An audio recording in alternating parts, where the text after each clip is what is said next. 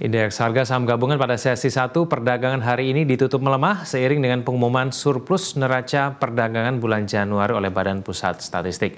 Informasi selengkapnya kita bergabung dengan Jessica Wulandari langsung dari Bursa Efek Indonesia di Jakarta. Jessica, apa sentimen IHSG pada hari ini?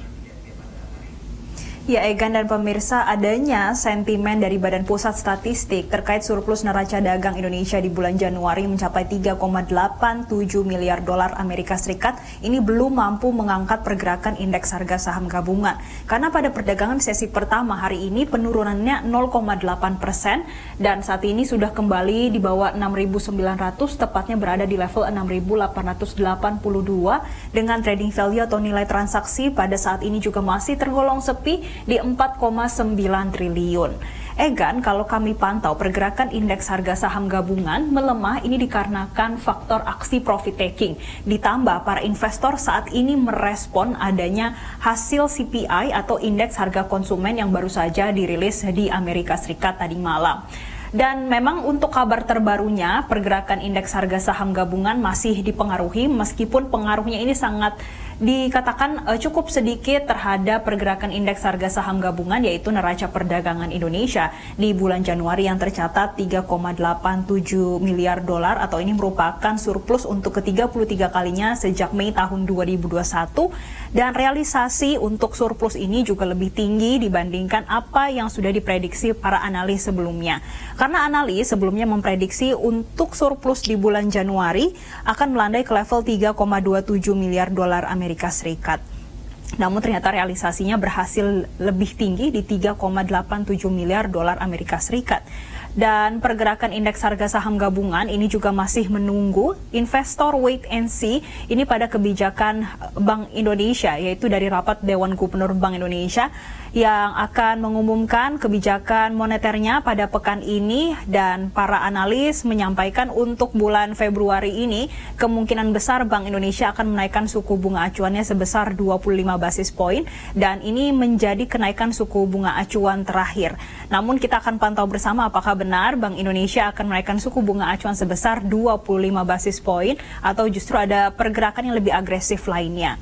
Kemudian pergerakan indeks harga saham gabungan pada siang hari ini juga masih merespon bagaimana hasil dari indeks harga konsumen atau CPI di Amerika Serikat yang ternyata realisasinya pada bulan Januari berada di level 6,4%. Dan kalau kami pantau, ini merupakan bulan ke-7 secara berturut-turut kalau IHK di Amerika Serikat ini sudah menunjukkan perlandaian atau pelemahan.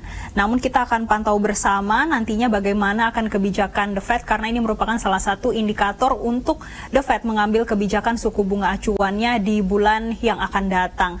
Ditambah meskipun saat ini posisinya berada di level 6,4% untuk IHK-nya, namun inflasi tahunannya ini masih dikatakan jauh lebih tinggi daripada rata-rata 2,1% dalam 3 tahun sebelum pandemi COVID-19, dan ini artinya membuat para investor memiliki ekspektasi lain terhadap The Fed dan diprediksi kemungkinan besar The Fed dikatakan bisa lebih agresif untuk menaikkan suku bunga acuannya, namun kita akan lihat juga kepastiannya nanti seperti apa.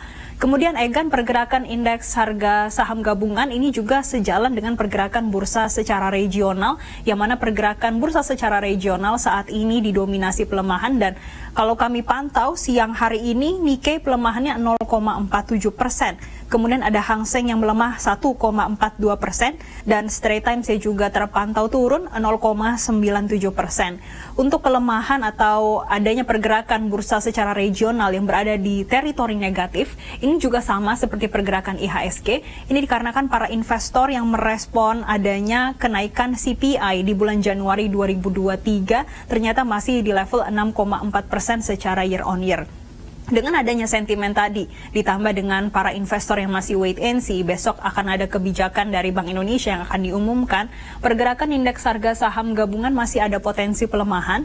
Analis menyampaikan untuk sepanjang hari ini hingga perdagangan sesi kedua nanti akan berada di rentang 6.803 hingga 6.988. Egan. Jessica, bagaimana dengan pergerakan nilai tukar rupiah ketika pada siang hari ini? Egan, untuk pergerakan nilai tukar rupiah juga masih sama dengan pergerakan indeks harga saham gabungan. Kalau IHSG pelemahannya 0,8%, saat ini pergerakan nilai tukar rupiah pada siang hari ini melemah 0,27% dan tepatnya berada di level 15.208 per dolar Amerika Serikat. Tentunya untuk pergerakan nilai tukar rupiah ini masih merespon adanya CPI di Amerika Serikat yang berada di level 6,4% secara tahunannya, meskipun kalau kita melihat dari Desember ini melandai 0,1% karena di Desember ini posisinya berada di 6,5%. Namun kita akan pantau bersama bagaimana nanti kebijakan dari Bank Indonesia dan juga kebijakan dari The Fed terkait melihat adanya CPI di Amerika Serikat yang masih dipandang cukup tinggi, masih di level 6,4%, dan sentimen ini juga masih menyebabkan pergerakan nilai tukar rupiah untuk sepanjang hari ini masih ada potensi pelemahan. Analis memprediksi untuk pergerakan nilai tukar rupiah sepanjang hari ini setidaknya akan ada di rentang 15.150 hingga 15.250 per dolar Amerika Serikat. Dan kami juga memantau pergerakan harga komoditas, yaitu dari harga emas dan juga pergerakan harga minyak mentah dunia.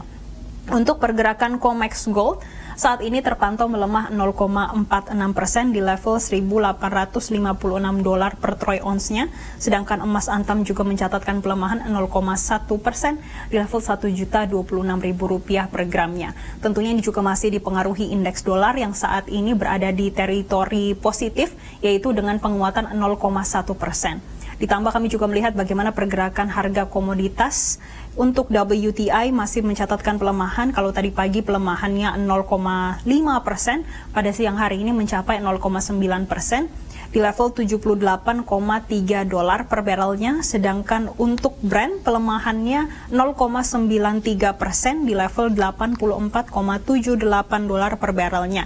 Yang mana tadi pagi posisi dari Brent ini sempat berada di level 86 dolar per barrelnya. Dan Egan, kita akan pantau bersama bagaimana perdagangan nanti di sesi kedua karena masih banyak sekali sentimen yang ditunggu oleh para investor, dan tentunya kami sebetulnya ingin memantau bagaimana nantinya pergerakan indeks harga saham gabungan di sesi kedua, mengingat sudah ada rilis dari neraca dagang yang ternyata masih positif di 3,87 miliar dolar Amerika Serikat.